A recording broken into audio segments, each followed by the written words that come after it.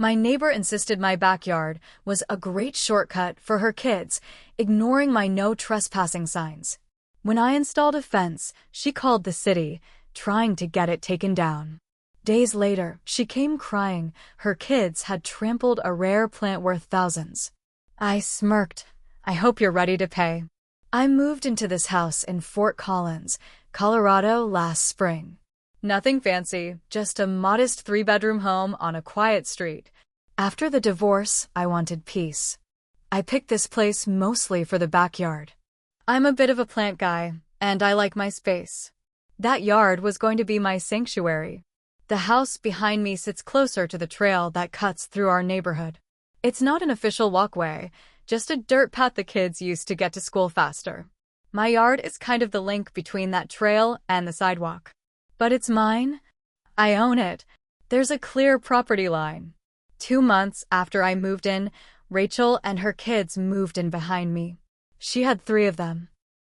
2 younger boys, probably 7 and 9, and an older girl in middle school. At first, I didn't think much about them.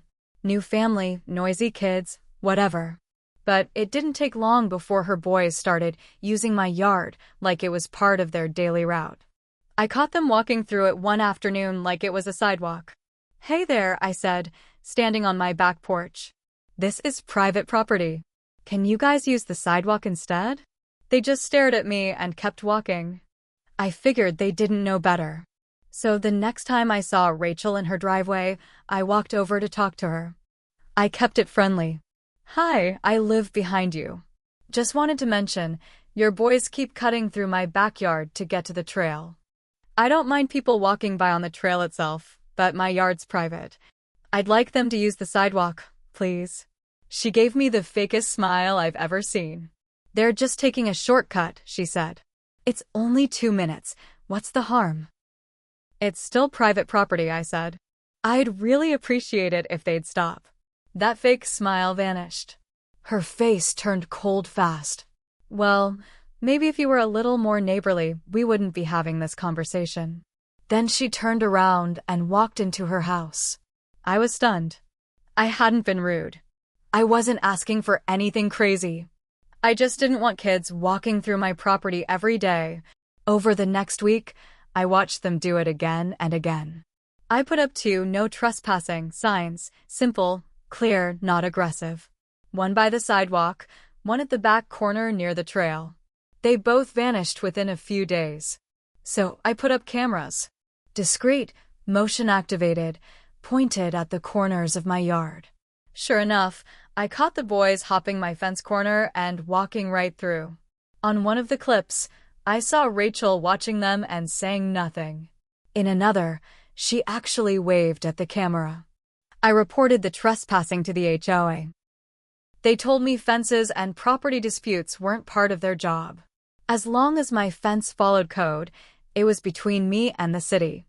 So I got serious. I hired a fencing company to install a full wooden privacy fence. 6 feet tall. Covered the whole backyard.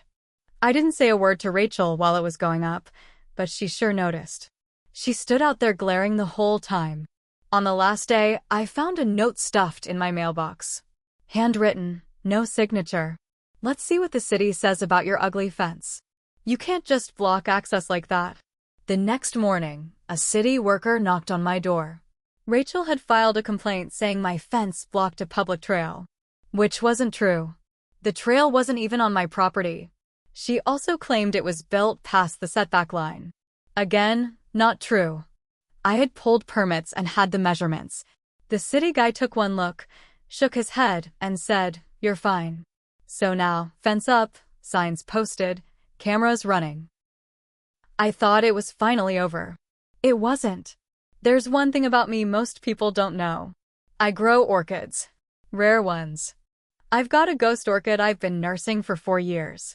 It's hard to keep alive in Colorado, delicate plant, very picky about light and moisture, but I had a setup. Shade cloth, humidity trays, careful monitoring. That plant was blooming for the first time. A bloom from a ghost orchid? Worth a lot. One collector I know offered me $3,000 if it bloomed properly. I kept it tucked away in the back corner of the yard. You wouldn't even notice it unless you were looking. One Saturday afternoon, I came home from running errands and saw the gate to my backyard wide open. I knew something was wrong. I ran to the corner where the orchid was. The pot was knocked over. The plant was crushed, white petals torn, roots exposed, support wires snapped. I stood there in silence, staring. Then I walked inside and pulled up the camera footage. Rachel's youngest two had climbed the fence. They weren't careful. One of them jumped down right into the pot. You could hear the crunch. The other one tripped and landed on top of the first. The camera caught the whole thing. They laughed, picked themselves up, and ran off. Behind the fence, you could see Rachel, on her phone, watching them. She didn't yell. She didn't stop them. I didn't sleep much that night. The next day, I went to her door. She opened it, and before she could speak, I held up my phone and played the video. She watched. Her face slowly went pale. You see what they did? I asked. It's just a plant, she said. It was a ghost orchid. Worth over $3,000. You're paying for it. I don't have that kind of money, she said, her voice shaking. You should have thought of that before you let your kids climb my fence. She started crying. Said she didn't know. Said they didn't mean to. I didn't care. I had footage. I had proof. I had estimates from the grower and a plant appraiser. I filed a small claims case the next day. Court was weeks away, but Rachel didn't wait that long to start pushing back. A few days after she got served the court papers, I started noticing things. First, my mailbox got knocked over. Looked like someone kicked it. I replaced it, and 2 days later, it was dented again. Then, my trash bins got tipped during the night not once, but 3 times. I didn't want to point fingers without proof, so I checked the cameras. Nothing. Whoever it was knew the angles. So I added another camera. Pointed it toward the front yard and street. That next night, just after midnight, the footage caught a figure in a hoodie walking up, kicking my trash bins, then jogging off. It was her oldest kid, the girl. I didn't go to Rachel. I saved the clip and added it to the file I was building. Things escalated fast after that. She started telling neighbors I was harassing her children. Claimed I was some bitter, lonely man who hated kids and was spying on them. One neighbor actually stopped me during a walk to ask if it was true. I didn't say much. Just told him, wait until the court date. You'll hear the real story soon enough. But inside, I was boiling. A week later, the fence got spray painted. Big red letters, child hater. My yard camera caught it. Again, her daughter. This time, I called the police. Not for anything big. I knew the most they'd do was file a report, but I wanted a paper trail. When the officer saw the footage, he looked tired. Seems like you're doing everything right, he said. Honestly, I'd just keep collecting this stuff. Civil court might be your best shot. I nodded. Just keep it clean. Don't engage, he said before he left. I didn't. But Rachel kept trying to bait me.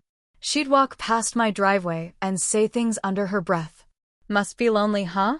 Or, most people with plants don't act like this. I never responded. But then she crossed a line that made everything worse. One morning I woke up to find a city citation taped to my door. Not HOA, actual city. Apparently, someone had filed an anonymous report saying I had an unpermitted structure in my backyard. The inspector wanted to review my setup, especially the shaded area for my plants. I called the number listed and talked to a guy named Mike. Told him I had nothing illegal, but he said he still needed to come by. When he showed up, he was polite, but thorough. Walked through the backyard. Checked the shade structure. Took notes. After about 20 minutes, he shook his head. You're good, he said. This looks fine. But just so you know, these kinds of reports are usually from neighbors. Someone's got it out for you. I just laughed. I know exactly who it is. He handed me a card. If anything else happens, feel free to call directly. 2 days later, I saw her outside, yelling at her kids. The youngest boy was crying. She was screaming something about, "Do you know what you've done? We can't afford this right now." I didn't ask. I didn't care. But I knew she was cracking. The week before court, she showed up at my door. She looked rough. No makeup. Hair a mess. Her youngest was in the car, looking down at a tablet. "I need to talk," she said. I opened the door just a crack. "I'm not dropping the case," I said. She shook her head. "I know. That's not why I'm here." She took a breath, wiped her eyes, then said, "My ex just stopped paying child support. He's behind by 4 months. I've got nothing left. I don't even know how I'm going to pay rent next month, let alone cover a damn flower." I stared at her. "It's not a flower. It was a $3,000 ghost orchid. And you knew your kids weren't allowed in my yard." She started crying right there on my porch. "Please," she said. "Can we work something out? I'll do payments. I don't know, I'll do yard work. Anything." I wanted to feel bad. I really did. But all I saw in my mind was that plant, crushed in the dirt, and her standing there doing nothing while her kids laughed. "No," I said flatly. "We'll let the court decide." I shut the door. The day of court finally came. It was a small courtroom, quiet, with only a few other cases on the docket. Rachel sat on the opposite bench, looking worn out. Her hair was tied up in a lazy bun, dark circles under her eyes. She didn't look like the smug woman who once told me to stop acting like I owned the whole street. She brought her daughter with her, probably trying to make a scene, so she was just a struggling single mom. Her daughter wouldn't even make eye contact with me. I had everything: timestamps, videos, photos, receipts, printed copies of emails from the orchid appraiser, and proof of purchase from the Florida grower.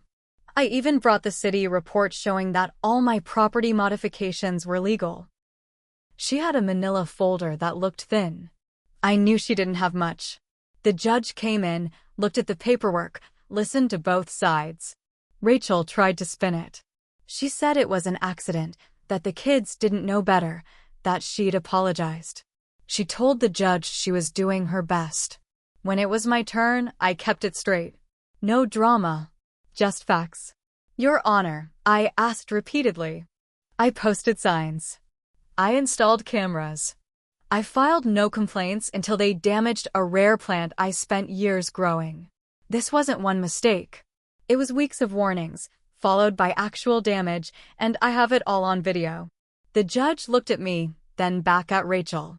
She shuffled through her papers, but didn't say much. He ruled in my favor. Full amount: $3,287.45. That should have been the end of it. But then, 2 days later, things went sideways. I got a letter in the mail from Rachel's attorney. It said she was filing for a payment plan, claiming financial hardship. It also accused me of targeting and harassing her family over what they called a minor incident. I called my lawyer friend. He works civil cases and owed me a favor. "Don't worry," he said. "It's a scare tactic. Judges don't reverse decisions like that. But keep watching your back. People who lose money get petty." He was right. Over the next 2 weeks, my yard started to get trashed. Trash bags tossed over the fence. Once, a full McDonald's bag, fries and soda still inside. Then came the eggs 2 nights in a row. I checked the footage. It was the daughter again. And the older boy. I took the footage to the local police station. Same officer as before. He looked exhausted. "You've already got a judgment against them," he said. "Want to file charges for vandalism?" I paused. I wanted to, but I knew how it would look. Rachel crying in court again, dragging her kids along, making herself look like the victim. So instead, I sent the video clips to her attorney. No message. No threats. Just raw footage. The next morning, I got a call from a blocked number. It was Rachel. "You didn't have to send it to my lawyer," she said, voice cold. "You think this is over?" "No," I said. "It's not. Not until I get what I'm owed." She hung up. Then came the final twist I didn't expect. One of the neighbors, Rick, who lived 2 doors down, knocked on my door late one evening. I barely knew him, just waved once in a while. "Mind if I come in?" he asked. I was surprised, but I let him. He sat down on my porch and pulled out his phone. "You don't know me," he said, "but I've been watching this whole thing go down. I've got cameras, too." He pulled up his app and showed me footage. It was from weeks ago. Rachel, standing in front of my old "No Trespassing" sign, spray painting it, smiling. Then another clip, her daughter, stomping on one of my flower beds before the ghost orchid was even touched. Another one. Rachel standing behind the youngest boy, egging him on to hop the fence. She even gives him a little push. "I figured you'd need this eventually," Rick said. "Didn't want to get involved, but yeah. I don't like bullies." I just stared at the screen. "Can I keep copies?" "Already emailed M to you." I thanked him. Now I had proof this wasn't just a misunderstanding. It was planned. Encouraged. I wasn't done. Not even close. Continue up to the ending. Ending must be very dramatic, vengeful endings who made mistakes, including OP if applicable, use simple words. I took Rick's footage and added it to everything else. This wasn't about a plant anymore. This was about a pattern. About her thinking she could do whatever she wanted and get away with it because she was a mom and I was just some quiet guy living alone. I sent the videos to her lawyer again. No message, no explanation. Just let them watch it. Then I went one step further. I filed a police report with the footage attached, this time for intentional property damage and harassment. Rick agreed to provide a witness statement. I told the officer everything: the trash, the eggs, the spray paint, the fence, the ongoing vandalism. I handed over copies of all the files.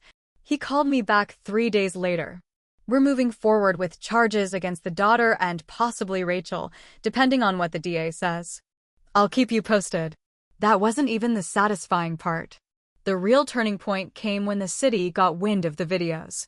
Turns out Rachel had applied for a permit to turn part of her garage into a short-term rental unit, a way to make extra cash after the court ruled against her. But with an open investigation involving her kids, property damage, and pending charges, the city denied her permit and flagged her property for further review. Her side hustle? Gone. That weekend, she finally snapped. I came out Sunday morning to water my plants, and there she was, standing at the fence, eyes puffy, arms crossed. "You win," she said. "Is that what you wanted?" I looked her dead in the eye. "I wanted peace. You made it a war." She laughed, bitter and mean. "Over a damn flower." I stepped closer. "You stood there and watched your kids destroy it. You encouraged them to break into my yard. You sent your daughter out here in the middle of the night to trash my property. It wasn't just a flower. It was about respect." She looked like she wanted to spit.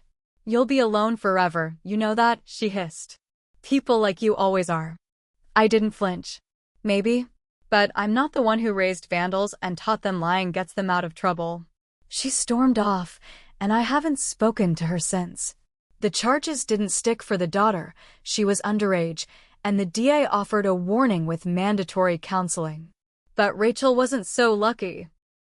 She was fined for contributing to the delinquency of a minor and ordered to attend parenting classes. Her application for city rental programs was denied for 2 years. Word got around. Other parents started avoiding her at school pickups. She got real quiet after that. And the money? She paid in 4 installments, stretched out over 6 months. Every time a check came, I made a copy and filed it away.